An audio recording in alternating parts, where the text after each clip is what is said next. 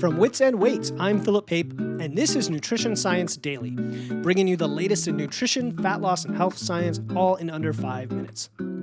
Imagine pointing your phone at your plate of food and instantly knowing its precise nutritional content. Not just an estimate, but a highly accurate breakdown of calories, macros, and micronutrients. A groundbreaking study published on arxiv.org has introduced NuNet, that's N-U-N-E-T.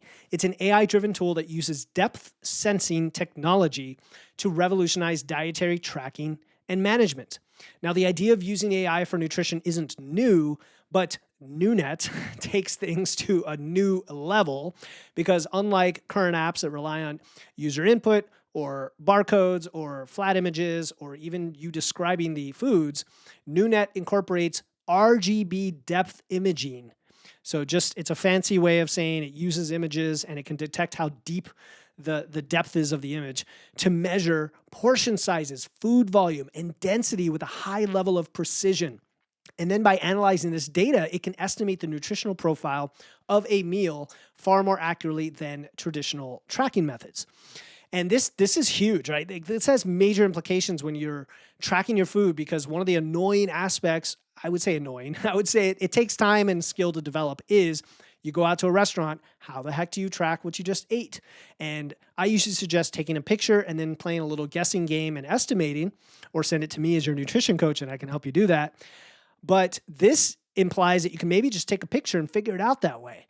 So if you're trying to optimize your diet for whatever goal it is and you're logging your food, this can increase the accuracy and reduce the time and frustration. And we're always looking for ways to reduce friction, to reduce time and make these things easier.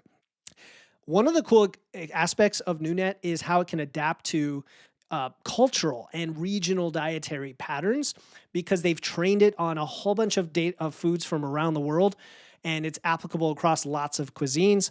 It can differentiate between similar looking dishes like white rice and cauliflower rice. And then it could apparently even provide some insights based on your goals. Hopefully it doesn't put us nutrition folks out of business. We'll see. So, and speaking of, there are definitely going to be some limitations. Right now, this particular tool requires a bunch of expensive hardware.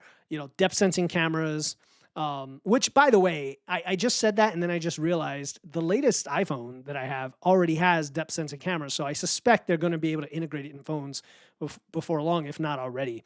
So I'm not sure that's a huge limitation.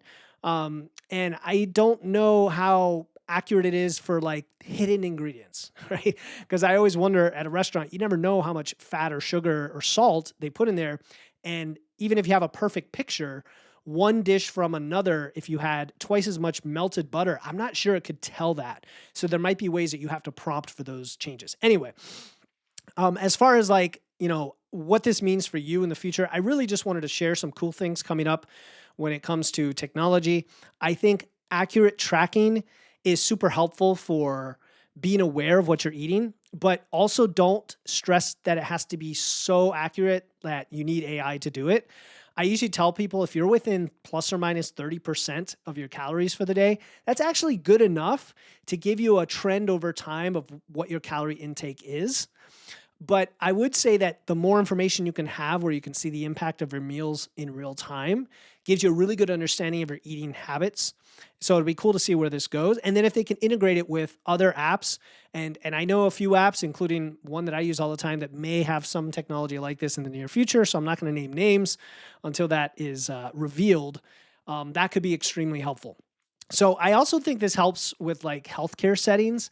Like dietitians might be able to use it to monitor their patients' diets on their behalf with much less time, right? They could just have pictures and then feed it in and boom, you've got your data. I think that's an amazing use of it to kind of automate some of these things where people may not normally be tracking anyway, but now the tracking is almost effortless, so it's going to happen. And then it all of a sudden increases the awareness of what's going on in their diet. But athletes, busy people, anybody who wants to track, I think this could be a game changer as we move forward. And all of this technology is really transforming the way we do all of this stuff. I'm an optimist. I think it's for the good. We just have to be careful we're not misusing this and relying on it in the wrong ways. So anyway, if this episode piqued your interest in the future of nutrition or technology, follow Wits and Weights. I get into some of this stuff, some of these topics as I talk about evidence-based fitness and nutrition. And then share this episode with someone who loves the thought of using tech to level up how they track their nutrition. Share it with them. Text this podcast to someone who'd find this stuff interesting. And then tomorrow we're going to discuss the surprising findings from a study on the average gym goer's fitness routine. One thing that might shock you is how much time they're spending outside the gym, and you'll see what I mean if you listen to that tomorrow.